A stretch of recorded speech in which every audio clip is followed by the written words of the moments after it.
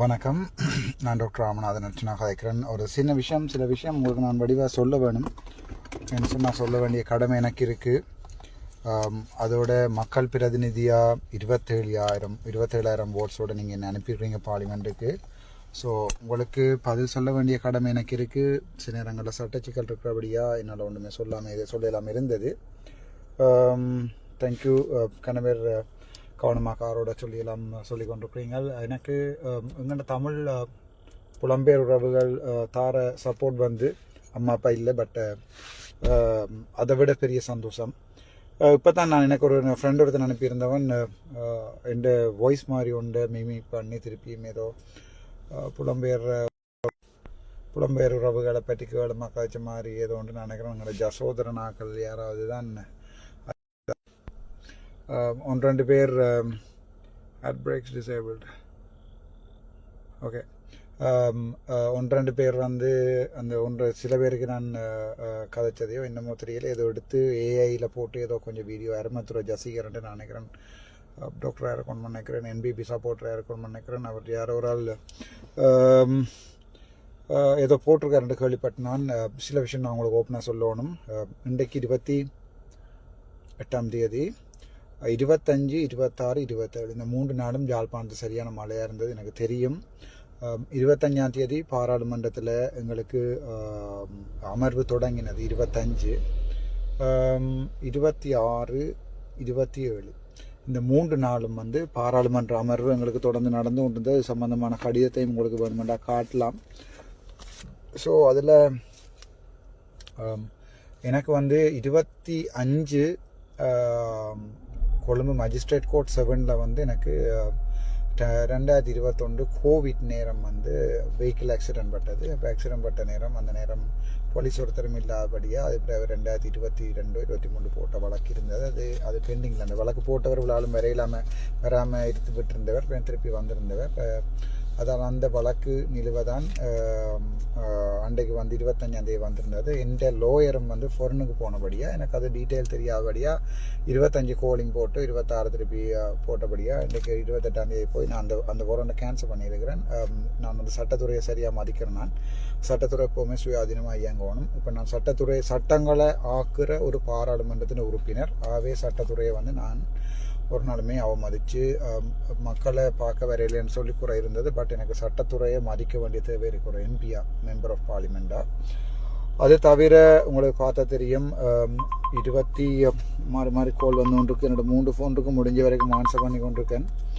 அது தவிர 27ஆம் தேதி வந்து எனக்கு மன்னார் கோர்ட்ஸ்லையும் மற்றது சாவச்சேரி கோர்ட்ஸ்லையும் ஒரே நேரத்தில் இருந்தது. அப்போ அதுக்கு வந்து அவர்கள் கடிதம் தந்திருக்கிறார்கள். உங்களுக்கு தெரியும், இது வந்து அரச பணி என்று போட்டு தெரியும் தெரியல. அதில் செக்ரட்டரி ஜெனரல் ஆஃப் பார்லிமெண்ட் வந்து கடிதம் தந்திருக்கணும். அந்த டைமில் நான் பார்லிமெண்ட்டில் இன்ட்ரடக்ஷரி செஷனில் இருந்தபடியாக உங்களுக்கு தெரியும், இன்ட்ரடக்ஷரி செஷனில் இருந்தபடியாக எனக்கு அங்கே நான் பார்ட்டிசிபேட் பண்ணுறேன் என்றால் அது வந்து மஸ்ட். உங்களுக்கு பொதுமக்களுக்கு கொண்டு தெரிய வேணும், பாராளுமன்றத்தில் அமர்வுகள் நடக்கிற நாடுகளில் பாராளுமன்ற எம்பிக்கு வந்து ஸ்பெஷல் எக்ஸ்கியூஸ் இருக்குது. பாராளுமன்ற எம்பிக்கு வந்து ஸ்பெஷல் எக்ஸ்கியூஸ் இருக்குது. அதால் வந்து எனக்கு பாராளுமன்றம் கட்டாயம் போக வேண்டி இருந்ததால் எனக்கு அவர்கள் கடிதம் தந்திருக்கிறார்கள். அவர் பாராளுமன்றத்தில் நின்றவர். அதால் அந்த வாரண்டை வந்து ரீகால் பண்ணுறதுக்கு வந்து அவர் கடிதம் தந்திருக்கணும். 2 கோர்ட்ஸுக்கும் கடிதம் தந்திருக்கணும். அந்த கோர்ட்ஸு 2 கடிதம், அதோட மேஜிஸ்ட்ரேட் கோர்ட்டுக்கு 3 கடிதம் தந்திருக்கணும். ஸோ இந்த நேரத்தில் நான் பார்த்தேன்னா, இப்போ உங்களுக்கு சில விளங்கணும். இப்போ சில பேர் வந்து பழைய பாராளுமன்ற உறுப்பினர்கள் கிட்டத்தட்ட 10 வருஷம் 20 வருஷமாக இருக்கிறார்கள். ஸோ அவைக்கு வந்து அந்த இன்ட்ரடக்டரி செஷன், அதாவது வந்து பார்லிமெண்ட்டில் எப்படி அந்த சட்டங்கள் இயற்றப்படுறது, எப்படி ஒரு உறுப்பினர்கிட்ட உரிமைகள் என்ன, உறுப்பினர் வந்து என்னென்ன செய்யலாம் என்னென்ன செய்யக்கூடாது, அந்த இன்ட்ரடக்ஷன். அப்போ பார்லிமெண்ட் போய்க்கில் வர இன்ட்ரடக்ஷன் வந்து அவைக்கு அது தேவையில்லை. ஸோ அவை வந்து வடக்குலையோ குழக்குலையோ நின்று வேலை செய்யலாம். ஆனால் என்ன பிரச்சனை சொன்னால், இப்போ என்ன மாதிரி புது எம்பிமாருக்கு வந்து அது கட்டாயம் போக வேண்டிய தேவை இருந்தது. அதால் தான் கோர்ட்ஸுக்கும் போக முடியாமல் இருந்தது. கோர்ட்ஸுக்கும் அந்த கடிதங்கள் எடுத்துவிட்டு நான் நேற்று இன்றைக்கும் வந்து அந்த லீகல் பிரச்சனையை ஃபேஸ் பண்ணி கொண்டிருக்கிறேன். நாளைக்கு மத்தியானம் 12 மணிக்கு பிறகு நீங்கள் வடக்கு கிழக்கில் என்ன பார்க்கலாம். நான் ஃபுல்லாக அனுப்பேன். அங்கே நான் அங்கேருந்து வந்தேன். நான் உங்களுக்கு தெரியும், நான் வந்து ஒரு 4 மாதம் 6 மாதத்தில் மக்களாக விரும்பி 27,000 ஓட் போட்டு வந்த ஒரு எம்பி. ஸோ எனக்கு ஒரு கட்சி இல்லை, கட்சி அமைக்கிறோம். என்னோட பாய்ஸ் நிற்கிறாங்க ஒண்டா. ஸோ அவ வந்து இந்த சிவப்பு கலரும் ரெட் கலரும் டிஷர்ட் போட்டு கொண்டு இப்போ நம்ம ரிட்டன் டிஷர்ட்டில் ஏதாவது ஒன்று போட்டுருப்பினோம். ஸோ அவைகிட்ட நீங்கள் நேரடியாக உதவிகள் கேட்கலாம். என்னோட கான்டாக்ட் பண்ணா அவை கடிச்சிங்கன்னா அவையோட கழிச்சிங்கன்னா எனக்கு 2 டிஷர்ட் போட்டு யார் இருந்தாலும் அவருடைய மொபைல் நம்பர் இருக்கும், பர்சனல் மொபைல் நம்பர் இருக்கும். அவரோட கழிச்சு உடனடியாக கான்டாக்ட் பண்ணலாம். ஸோ அதுதான் முக்கியமான விஷயம். நான் இப்போ ட்ராவல் பண்ணி கொண்டிருக்கேன் ஜெஃப்னாக்கு. நான் வரையில் வந்து செய்யலை, மக்களாக நிற்க தான் வந்து கொண்டிருக்கேன். தேங்க்யூ. இதுவரைக்கும் என்ன உயிர் போட வச்சிருந்த என்னுடைய தமிழ் மக்களுக்கு நன்றி. மற்ற இன்னும் 2 விஷயங்கள் சொல்லணும். முக்கியமாக வந்து உங்களுக்கு தெரியும், வடக்கு மாநிலத்தில் 3 தேசிய மக்கள் சக்தியின் ஆசனங்கள் இருக்குது. அதால் உங்களுக்கு தெரியும், யாழ்ப்பாணம் அங்கே தலைநிமிர முடியாத ஒரு நிலைமையில் தமிழன் என்று சொல்கிறதுக்கு ஒரு நிலைமையை யாழ்ப்பாண மக்கள் ஏற்படுத்தி தந்திருக்கிறார்கள். காலம் போய்க்கல, அது மாறும் நினைக்கிறோம். ரைட், பார்ப்போம். டைம் போய்க்கல உங்களுக்கு அது விளங்கும்.